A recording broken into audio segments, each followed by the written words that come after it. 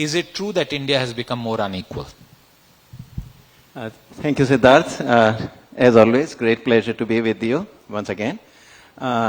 You mentioned I wear many hats, and so it'll be good if I can speak wearing my economist hat.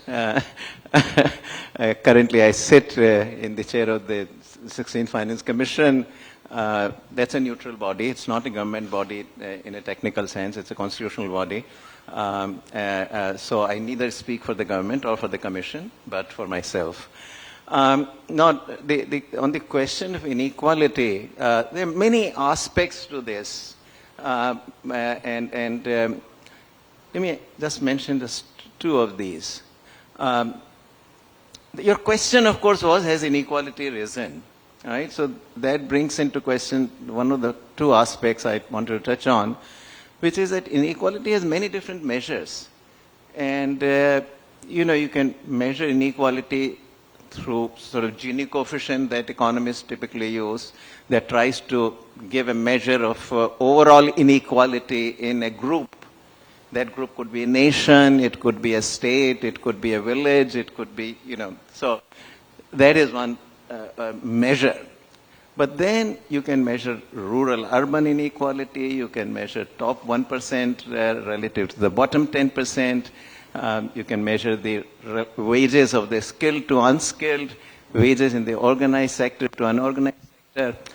With all these measures, if you are really after alarming people, you can always find a measure which shows rising inequality. Now, particular one that you mentioned, top 1% having 23% of the, was it wealth or income? Income and wealth both. So that's a common one the alarmists love to use. Now, the point is that if a country is generating wealth, somebody will have to generate that wealth.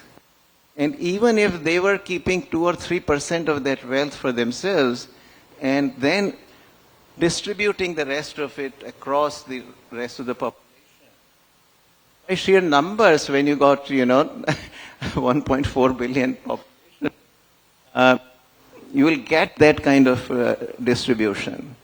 So you could choose not to create wealth and everybody could stay poor. Or you could create wealth and some people will get wealthier. I don't lose sleep over that because after a point, the owner of the wealth really is the main function of it is not so much the consumption of wealth, although some consumption does happen, there is no doubt.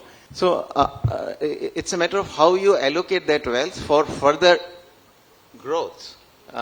So do you do it productively or not? So that's one aspect. The second aspect I want to bring out, and I want to tell you just a quick anecdote on that one fine morning, I read the Wall Street Journal, and it has a headline saying that in New York City, there is a whole billionaires row. These are, apartment buildings, 3 or 4, where mostly billionaires live. And the penthouse in one of those buildings had gone for $250 million. Now, you think I slept any worse that night than I had slept the previous night? I mean, it was fine. It was a curious, okay, very interesting. And I'm living in the backyard of the billionaires, which was fine. So it is also an issue of what kind of inequality really offends us. And generally, the kind of inequality that offends us, that concerns us, or the inequality over which we lose sleep, is within our own immediate social context. Right. And so, if I have a colleague at Columbia, he is given a salary increase of 20%, I get only 5%. That really is something over which I lose the sleep. But if Bloomberg makes another billion or 5 billion in any given year, it doesn't matter to me.